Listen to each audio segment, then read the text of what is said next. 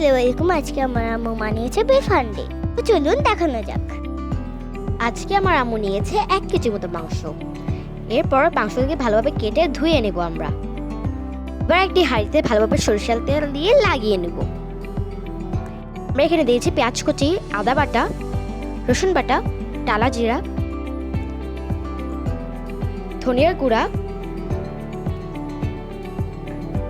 হলুদ, মরিচ। এবার সবগুলো একসাথে মিশিয়ে নেব। এবার আমরা একটু সরিষার তেল দেব। এগুলো ভালোভাবে মিশিয়ে নেওয়ার পরে আমরা এখানের মধ্যে দিচ্ছি তেলে রাখা লং, এলাচি, দারচিনি। এবার আমাদের মাটির হাঁড়ির মধ্যে আমাদের মাংসগুলো দিয়ে দিব ভালোভাবে।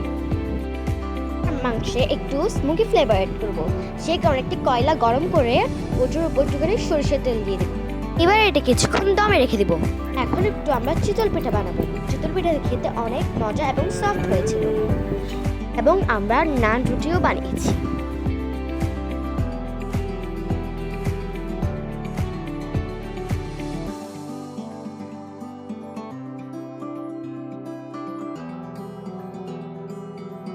মাশাআল্লাহ, নারকেলগুলো অনেক ফুলেছিল এবং দেখতে খুবই সুন্দর লাগছে।